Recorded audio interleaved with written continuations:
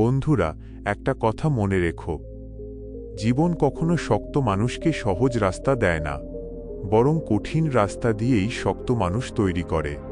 আরিফের জীবনে পরিবর্তন একদিনে আসেনি। প্রতিদিন সকালে ঘুম থেকে ওঠার সময় তার মন বলতো, আজ আর না, কাল থেকে শুরু কর। কিন্তু সে জানত এই কাল শব্দটাই মানুষের সবচেয়ে বড় শত্রু।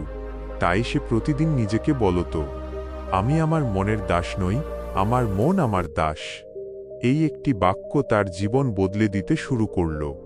একদিন সে একটি বৃদ্ধ শিক্ষকের সঙ্গে দেখা করল। শিক্ষক তাকে জিজ্ঞেস করলেন, তুমি কি হতে চাও? আরিফ বলল, আমি এমন একজন মানুষ হতে চাই যাকে দেখে মানুষ অনুপ্রাণিত হবে। শিক্ষক হেসে বললেন, তাহলে প্রথমে নিজের চরিত্রকে শক্ত করো। শরীরের শক্তি একদিন কমে যাবে, কিন্তু চরিত্রের শক্তি সারা জীবন তোমাকে সম্মান এনে দেবে। এই কথাগুলো আরিফের হৃদয়ে গেঁথে গেল। সেদিন থেকে সে শুধু শরীর নয়, নিজের চিন্তাভাবনাকেও বদলাতে শুরু করল।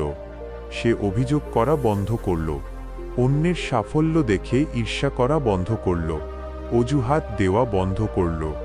সে বুঝে গেল, যে মানুষ সবসময় অভিযোগ করে সে কখনো নিজের শক্তি খুঁজে পায় না। দিনের পর দিন, মাসের পর মাস কেটে গেল। একদিন গ্রামের একটি অনুষ্ঠানে আরিফকে বক্তৃতা দেওয়ার জন্য ডাকা হলো। যে ছেলেটা একসময় সবার সামনে কথা বলতে ভয় পেত, সেই ছেলেই আজ শত শত মানুষের সামনে আত্মবিশ্বাসের সঙ্গে কথা বলছে। তার বক্তৃতা শেষে সবাই দাঁড়িয়ে হাততালি দিল। আরিফের চোখে জল চলে এল। সে ভাবল, যদি আমি সেদিন হাল ছেড়ে দিতাম, তাহলে আজকের এই দিনটা কোনোদিনও আসতো না। বন্ধুরা, মনে রেখো, জীবনে ব্যর্থতা তোমাকে শেষ করতে আসে না। ব্যর্থতা আসে তোমাকে আরও শক্তিশালী বানাতে। লোহাকে যেমন আগুনে পুড়িয়ে ইস্পাত বানানো হয়, তেমনি মানুষকেও কষ্টের আগুন পেরিয়ে শক্ত হতে হয়। আজ যদি কেউ তোমাকে অপমান করে, তাকে ঘৃণা করো না, সেই অপমানকেই তোমার জ্বালানি বানাও। আজ যদি কেউ তোমাকে অবহেলা করে, মন খারাপ করো না, নিজেকে এতটাই উন্নত করো যাতে একদিন সেই মানুষগুলোই তোমার সম্মান করতে বাধ্য হয়।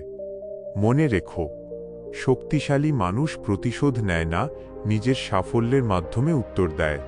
আজ থেকেই নিজের কাছে একটি প্রতিজ্ঞা করো, আমি প্রতিদিন নিজেকে একটু একটু করে উন্নত করব। আমি আমার ভয়কে জয় করব।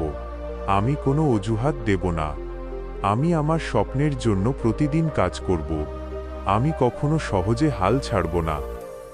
কারণ সবার আগে নিজেকে স্ট্রং বানাও। যখন তুমি নিজেকে বদলে ফেলবে, তখন তোমার ভাগ্যও বদলে যাবে, তোমার পরিচয়ও বদলে যাবে, আর পুরো পৃথিবী তোমাকে নতুন চোখে দেখতে শুরু করবে। এটাই একজন সত্যিকারের শক্তিশালী মানুষের গল্প।